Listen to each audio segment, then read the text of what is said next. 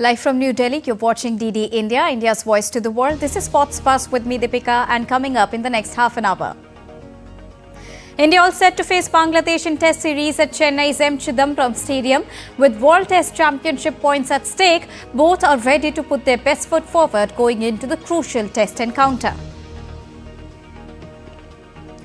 Scottish government rolls out proposal to host Commonwealth Games in 2026. Glasgow to host 10 games at 4 different venues. Aston Villa and Liverpool register victories at UEFA Champions League as it returns to action. PSG, Man City and Dortmund, other big teams, will be in action tonight. And solo leader India all set to be in action at round 7 of the ongoing 45th Chess Olympiad at Budapest. India will be up against China as D. Kukesh is all set to face Ding Liren. So those were the top headlines of the hour that we are tracing for all our viewers here on DD India Sports Buzz. And now to begin with all the latest action from the world of cricket, as India is all set to face Bangladesh in Test series that begins from tomorrow at Chennai's iconic M. Chidambaram Stadium. While the World Championship points are on stake for both the teams, Team Bangladesh would look forward to create history on India's ground. Let's take a look at this pre-match preview ahead of the series. The India-Bangladesh Test series is all set to enthrall the fans as the opening clash commences on Thursday, the 19th September at Chennai's M. Chidambaram Stadium. Bangladesh are all set to face a strong challenge against Rohit Sharma and co, who are the strongest side in ICC World Test Championship 2023-25 currently. On the other hand, Bangladesh, led by Najmul Hossain Shanto, would seek their first ever victory against India. Historically, India has been the superior team in the Test format against Bangladesh. If we talk about the head-to-head, out of the 13 Test matches played between both the sides, India has claimed victory in 11, with 2 matches ending in a draw.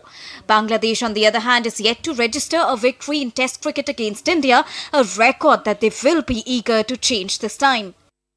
While India are focused on making a strong start to their home Test season and will not view their 2 Test match series with Bangladesh merely as preparation for their tour of Australia later this year. Ahead of the series, India captain Rohit Sharma said, "Every game is important while playing for the country. It's not a dress rehearsal for the Australia series. There are World Test Championship points at stake and we need to start the season on a high. The focus is on winning the Bangladesh series rather than looking too far ahead," unquote. Ahead of the series, India head coach Gautam Gambhir said, "I have been big believer that we don't fear anyone but we respect everyone. It is the same with Bangladesh. We don't look at the opposition and play the game we know. I congratulate them for what they did in Pakistan, but this is a new series and they are a quality side and we want to play good cricket," unquote. With the World Test Championship standings hanging in the balance, both the teams will have more than just pride to play for at Chennai's M. Chidambaram Stadium, as the action begins on 19th September, 9:30 am according to Indian Standard Time. Sports Desk, DD India.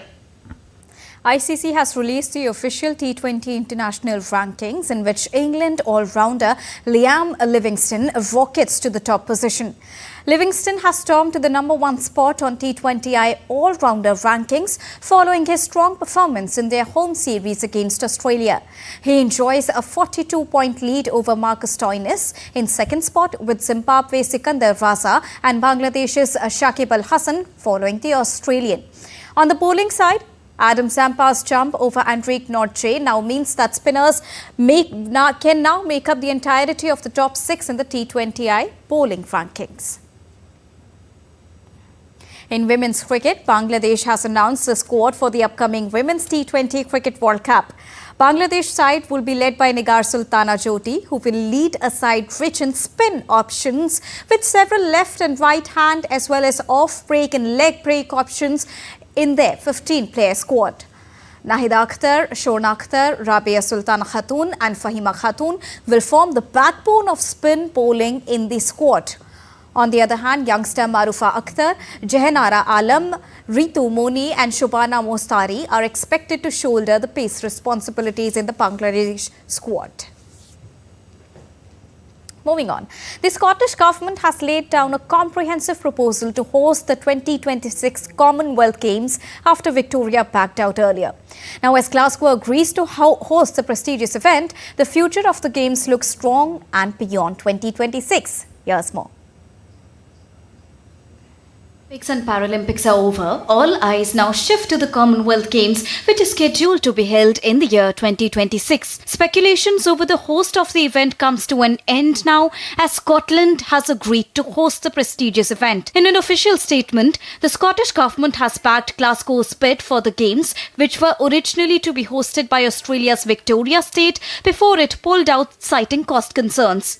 On this, CGF's President Chris Jenkins said, "We've been working with Commonwealth Games Scotland and the Scottish Government for several months and are delighted to hear CGS has received confirmation of support from the government to enable them to progress with their proposal to host the Games in 2026. At the heart of our discussions has been an investment of £100 million from the CJF and the commitment that Glasgow 2026 would not require financial underwriting from either the Scottish or the UK governments." Unquote.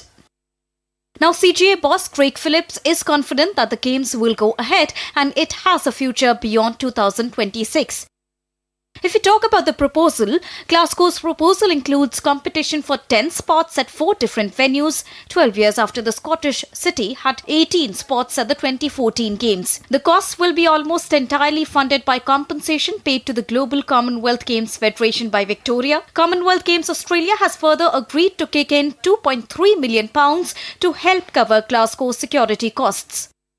Australia has long been one of the Games' greatest champions, but no other state offered to step in and host 2026 when Victoria pulled out. In March, Malaysia rejected an offer to hold them due to time constraints, costs and an insufficient offer of funding in another setback. But with Glasgow stepping in as a ray of hope, the Commonwealth Games Federation is optimistic that the future of the Games is strong and will continue to be so. Sports Desk, DD India. Now, Wrestling Federation of India's chief, Sanjay Singh, has urged the Commonwealth Games Federation not to drop wrestling from 2026 edition. Wrestling has featured in the last 3 editions of the Games, but its inclusion in future events is not certain as of now. India is a powerhouse in wrestling and has secured 114 medals up to the year 2022 of the Commonwealth Games. The last time wrestling was omitted from Commonwealth Games was back in the year 2006. 2026 edition of CWG will be hosted by Glasgow, and the 2022 Commonwealth Games in Birmingham featured 20 spots where wrestling made a significant contribution to India's medal tally. On to chess now. In Chess Olympiad 2024, India dominated open and women's sections after 6 rounds in Budapest, and today round 7 match will be played in Budapest. Another 5 rounds remain, but India is well placed to score a double and even to improve upon the bronze medal it won in both sections of the previous edition of the Chess Olympiad. Indian men's and women's team are all set to go into round 7 of the 45th FIDE Chess Olympiad with sole lead. In round number 6, it was Arjun Arigaisi who once again played a key role for men's team. After D. Gukesh and R. Pragnananda drew on the top 2 boards with Richard Rapport and Peter Liko, India needed a victory on the 3rd board. Arjun duly gave his team that one. Now, India, who the only team to have won all of its matches in women's 45th FIDE Chess Olympiad, led after Divya Deshmukh scored on board 3 to defeat Armenian. That proved the most valuable point of round number 6 for her team, because without her victory, India would have not won the match. On to the turfs of hockey now. Defending champion India secured a hard-fought 1-0 victory over host China to claim their 5th Asian Champions Trophy hockey title in China. The Paris Olympics bronze medalists faced a daunting task as they failed to break the Chinese defense in the first 3 quarters. But eventually, Jugraj Singh broke the stalemate, scoring a field goal to take the title. India's men's hockey team clinched a record-extending 5th Asian Champions Trophy title after they edged past China 1-0 in the final. Defending champions India stamped their authority on the tournament. They not only remained unbeaten but also reaffirmed their status as the foremost hockey nation of the continent. The men in blue faced a tough contest as they struggled to break through China's strong defence for the first 3 quarters. In the fourth quarter, Jugraj Singh broke the deadlock with a superb strike.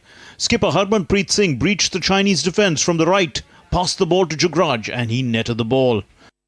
India had an exemplary run in the tournament. They defeated China 3-0, beat Japan 5-1, thrashed Malaysia 8-1, outclassed South Korea 3-1, overcame Pakistan 2-1, thumped South Korea 4-1 in the semis and edged past China 1-0 in the final. Hockey India congratulated the Indian team and posted on X, "Congratulations to the Indian men's hockey team on clinching their record-breaking 5th Asian Champions Trophy title." With a hard-fought 1-0 victory over China, India have not only retained their crown from 2023 but also solidified their position as the most successful team in the tournament's history. This back-to-back triumph echoes their golden run from 2016 to 2018, showcasing India's consistent dominance in Asian hockey. India played its 6th Asian Champions Trophy hockey final, while China made their maiden appearance in the final. India are the most successful team in the competition with 5 wins. India secured titles in 2011, 2016, 2018, shared with Pakistan, 2023 and now 2024. This trophy marks the end of highly successful 2024 for the Indian hockey team, which was obviously highlighted by the bronze medal at the Paris Olympics. Sports Desk, DD India. And Prime Minister Narendra Modi congratulated men's hockey team for winning Asian Champions Trophy.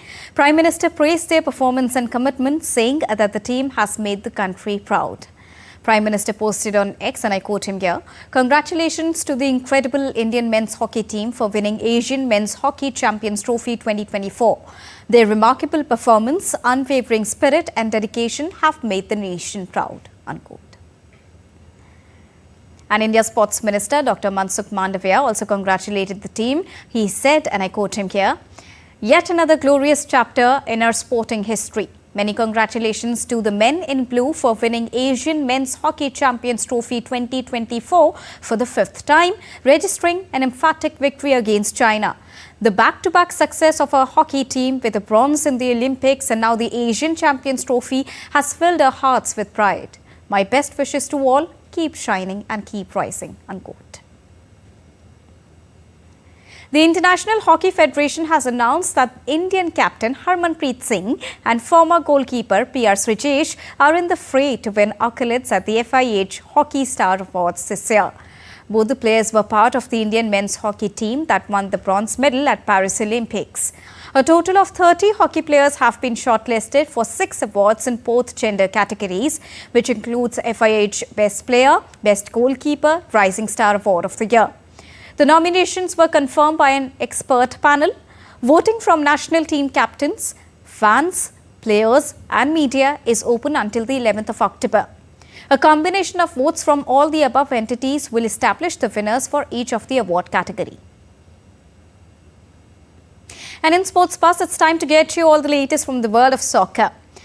Holders Real Madrid started its UEFA Champions League trophy defence with a 3-1 victory over Stuttgart on Tuesday night. Superstar Kylian Mbappe scored on his first Champions League appearance for Real Madrid. On the other hand, Denis Undav levelled Mbappe's opener in the second half. Antonio Rudiger headed home in the 83rd minute to give lead to the 15-time European champions. Debutant Enrique wrapped up Madrid's victory with a low drive in stoppage time. Enrique became Real Madrid's youngest Champions League goal scorer. At the age of 18 years and 58 days, the Brazilian broke the record set by club legend Raul back in the year 1995, who scored against former Kroos, aged 18 years.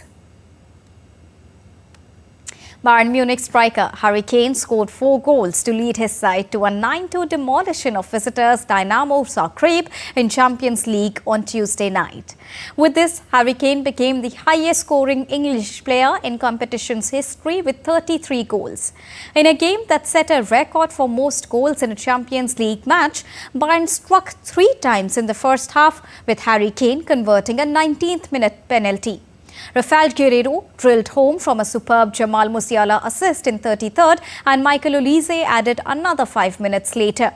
England captain Kane backed with his third and fourth goals with penalties in 73rd and 78th minute. Leroy Sané added another in the 85th minute before fellow substitute Leon Goretzka headed in their record-breaking ninth, which is the most scored across the competition so far. And talking about the Reds, Liverpool claimed a 3-1 victory at AC Milan on their Champions League return. Virgil van Dijk and Ibrahima Konate proved vital at both ends as they guided Liverpool to a victory against AC Milan in their opening Champions League game of the season. Liverpool were playing their first Champions League match in 18 months after spending last season in the Europa League. It was a happy return even after a shaky opening, which may have had a few Reds fans worrying about the start of a slump. An English club, Manchester City, will host Italian club Inter Milan in a repeat of 2023 Champions League final that was won by the English side as part of their first ever treble. Pep Guardiola's team have made a perfect start to their latest Premier League title defence, earning 4 victories from 4, including a 2-1 comeback victory over Brentford in their last outing to remain at the top of the league. Now, it is also one of 8 first phase games, followed by a potential playoff before the last 16 kicks off. While Simone Inzaghi's team currently lie in third place in Serie A after 2 victories and 2 draws in their opening 4 matches, they now face a daunting task in Manchester as City have 4 straight victories to top the table. Inter will have to deal with informed striker Erling Haaland, who has scored 9 times across 4 games. Inzaghi has, on the other hand, insisted that revenge for their final loss to Man City in 2022-23 is not on their minds. Instead, stressed the importance of this side putting in a huge performance in order to compete against the side that won a treble last year.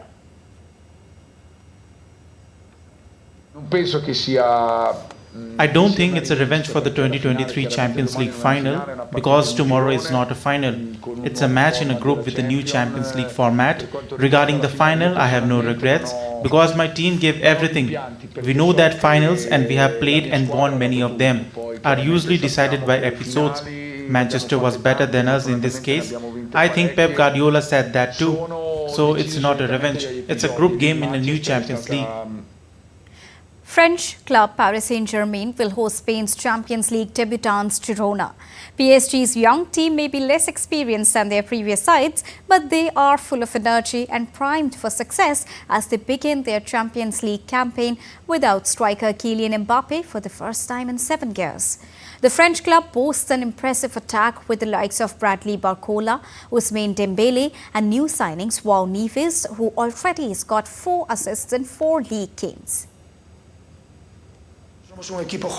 There is no doubt that we are a young team, but I don't put limitations on myself and I don't put limitations on my players. What is it about? Is it about experience or is it about playing football? Is experience important? Of course it is. Experience is important in everything in life, but I see many experienced players who make the same mistakes and a lot of young players who do that too. It's difficult to decide what percentage of experience is necessary. Time to take a short break here, but still to come on Sports Buzz. Laver Cup co-organizer Roger Federer hopes to see friendly Rafael Nadal play another season. And NADA paves way for transparent and fair sporting environment at the 2nd edition of Inclusion Conclave in New Delhi.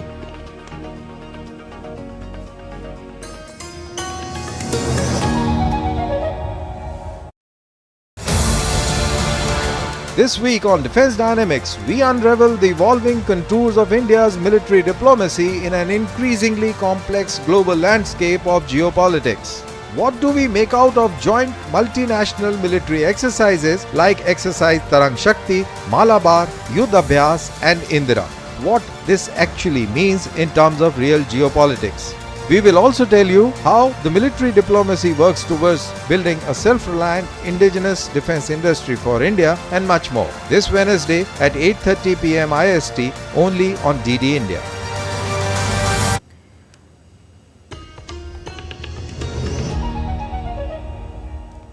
Welcome back after that short break, and now it's time to give you an update from the world of tennis. At the ongoing Korea Open, Great Britain's Emma Raducanu began her Korea campaign with victory over American Peyton Stearns in Seoul.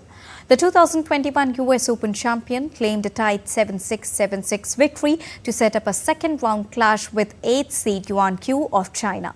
Kazakhstan Yulia Putintseva, seeded 6th, was earlier down by Amanda Animuzova of the United States by 6-3 and 7-6. Former tennis champion Roger Federer said on Tuesday that he hoped that his longtime rival cum friend Rafael Nadal would be able to play another season. The Spanish multiple French and US Open winner had announced his withdrawal from the 2024 Laver Cup, where he was a part of the Team Europe. Now, for the first time in its 7-year history, the city of Berlin in Germany will host top stars of tennis. The multiple-day tennis event is co-organized by Roger Federer. The tournament puts 6 of the best tennis players from Europe against 6 of the best from the rest of the world. The teams are captained by former Swedish champion John Pork and John McEnroe of the USA. I think at this point, honestly, it's day by day for Rafa. I mean, of course, I was sad and disappointed that Rafa couldn't make it here, because there was hope till the last moment that he was going to do it, you know. So, look, it's been a tough summer for him. He obviously wanted to play super well, you know, at the Olympics, at the French Open, and maybe get a medal with Carlos Alcaraz in the doubles. That didn't happen. So now I think he has to get his body right. He has to reassess his options and his goals. But I think, look, whatever he does, everything's correct in his mind. He's done everything for our sport. He's been an incredible champion, and yeah, I wish him only the best. And of course, if he still got the energy to consider a whole season, that would be incredible. The second edition of the Inclusion Conclave, which is a key initiative of National Anti-Doping Agency, was held in New Delhi. Now, Union Minister for Youth Affairs and Sports Mansukh Mandavia and Minister of State for Youth Affairs and Sports Raksha Khatse attended the event alongside several international dignitaries. The event reaffirmed India's dedication to upholding the integrity of sports worldwide by promoting a doping-free environment. The second edition of the Inclusion Conclave, a flagship initiative of the National Anti-Doping Agency, took place in New Delhi. It was held alongside the second formal meeting of the COP9 Bureau and the third formal meeting of the Fund Approval Committee under UNESCO's International Convention Against Doping in Sport. India's Union Minister of Youth Affairs and Sports Mansukh Mandavia, along with Union Minister of State for Youth Affairs and Sports Raksha Khatse, graced the event. Several international dignitaries were also present. During the conclave, Union Sports Minister Mansukh Mandavia unveiled a 3D booklet on anti-doping guidelines. He emphasized India's crucial role in the global fight against doping. India has strengthened its role in anti-doping through international cooperation and enhanced capacities. NADA is working on inclusive anti-doping education programs, focusing on athletes with disability. NADA is also complying database of para-athletes and training centers to enhance outreach. The National Anti-Agency has worked tirelessly to educate athletes, coaches and support staff about the danger of doping and the importance of the clean sports. Awareness, campaigning, education program and straightening testing protocol are just a few of the ways NADA is making a difference. NADA's efforts through initiatives like the Inclusion Conclave are paving the way for a more transparent and fair sporting environment. The conclave reinforced the nation's commitment to ensuring clean, ethical sports and safeguarding the integrity of athletes worldwide. Narayan Singh's report, DD India. British Prime Minister Keir Starmer hosted a reception at his official residence, which is 10 Downing Street in London, to honour Olympians and Paralympians. Starmer expressed his gratitude to the athletes for delivering one of the greatest summers of Olympic and Paralympic sport. British athletes secured a total number of 189 medals, which includes 65 at the Olympics and 124 at the Paralympics. Thank you for coming. this afternoon, and thank you for giving us one of the greatest summers of Olympic and Paralympic sport. It was absolutely brilliant. I knew what it would be like, sort of glued to the television, cheering you on, shouting at our screens. It's always the same. You sort of turn the television on, you say, I'll just have a little look to see how they're getting on, and then get absolutely dragged in, drawn in to see your amazing achievements. That's all for this edition of DD India Sports Buzz, but do let us know your thoughts on the news of the day. For those on the go, you can get all the latest news and updates from India and across the world on the DD India mobile app. The app is available on both Android and iOS platforms. Scan the QR code on the screen to download it right now. We'll be back with more news as it breaks here on DD India. I am Deepika, and from all of us here in New Delhi, thank you so much for watching Sports Buzz. Namaskar.